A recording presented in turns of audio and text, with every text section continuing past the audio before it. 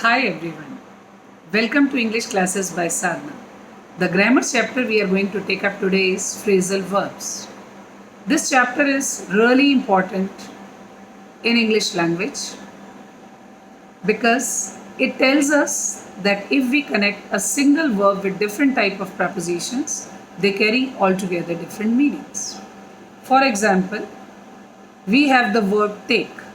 Now take up means starting a new assignment. Take after means resemblance. Take off, starting off playing. Take down means writing something. Like we have call up, phoning someone, call out, speaking loudly.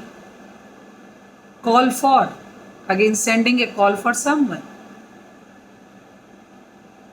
In the same way, we have another verb that is get.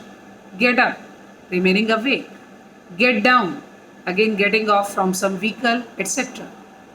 Like we have look into, inquiring something. Look up, again banking on someone. Then we have look for, searching someone. Look after, taking care of someone. So there is a long journey to go.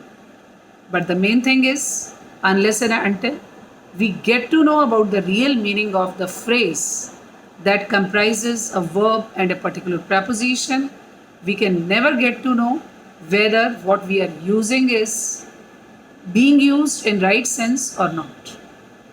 For example, just take down some of the exercises and just sort out whether you are able to do it on your own or not. The first question: he is trying to wind out the matter. All these sentences are wrong and you have to just edit them. So he is trying to wind out the matter. Second one, he is looking out a new job nowadays. Next, the child really takes out his father. Next, I am taking up some vegetables from the street vendors. Next, I just called out him and he received me wholeheartedly. Next, you cannot allow about the delays in the project. Next, they ask the students to call in the strike. Next, the winter season has already set out.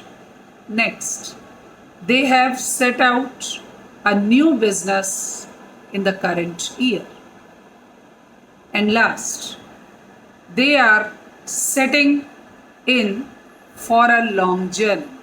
So these are some of the sentences. Try to sort them out. This is something about this chapter. Thank you so much.